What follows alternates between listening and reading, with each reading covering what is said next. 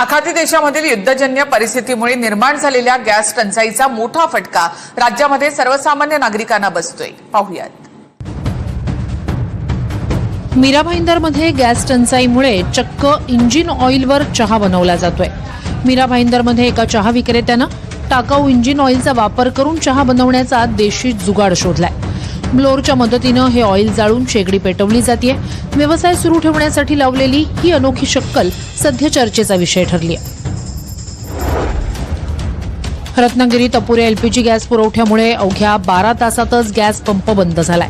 तब्बल 20 दिवसांनंतर जिल्ह्यातील एकमेव एलपीजी ऑटो गॅस पंप सुरू झाला होता. 11,000 लिटर क्षमतेच्या या एलपीजी ऑटो गॅस पंपाला केवळ 3,500 लिटरचाच गॅस पुरवठा झाला होता. अपुऱ्या गॅस पुरवठ्यामुळे 12 तासातच हा एलपीजी ऑटो गॅस पंप बंद पडल्यानं अनेक वाहनधारकांचे हाल झालेत.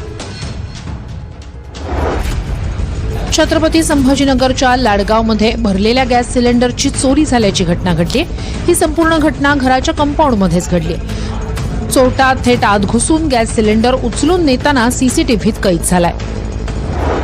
यवतमाळच्या राळेगाव तालुक्यातील सावनेरमध्ये पुरवठा विभागाकडून धाड टाकण्यात आली.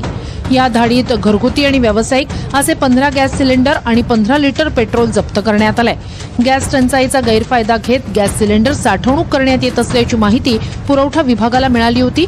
त्यावरून ही कारवाई करण्यात आली आहे. तर कच्च्या तेलाच्या किमती $105 प्रति बॅरल झालेल्या आहेत. ट्रम्प यांच्या भाषणानंतर कच्च्या तेलाच्या किमतीमध्ये वाढ झाली आहे. काल कच्च्या तेलाची किंमत $100 प्रति बॅरल पेक्षा कमी होती. कच्च्या तेलाची किंमत $105 प्रति बॅरल इथपर्यंत पोहोचली आहे. ट्रम्प यांनी इराणसोबतच्या युद्धावरून अमेरिकेला संबोधित केलं. यानंतर कच्च्या तेलाच्या किमतीत मोठी वाढ झाली. ट्रम्प यांच्या भाषणानंतर कच्च्या तेलाच्या किमतीत 4% वाढ झाल्याचं बोललं जात आहे.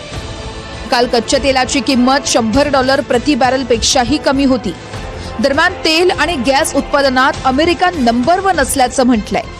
ज्यांना कोणाला तेल हवं असेल त्यांनी हिंमत दाखवावी आणि होर्मुझवर ताबा मिळवावा असंही ट्रम्प यांनी म्हटलंय. America has plenty of gas. We have so much gas. Under my leadership, we are #1 producer of oil and gas on the planet without even discussing the millions of barrels that we're getting from Venezuela. We produce more oil and gas than Saudi Arabia and Russia combined. Think of that, Saudi Arabia and Russia combined.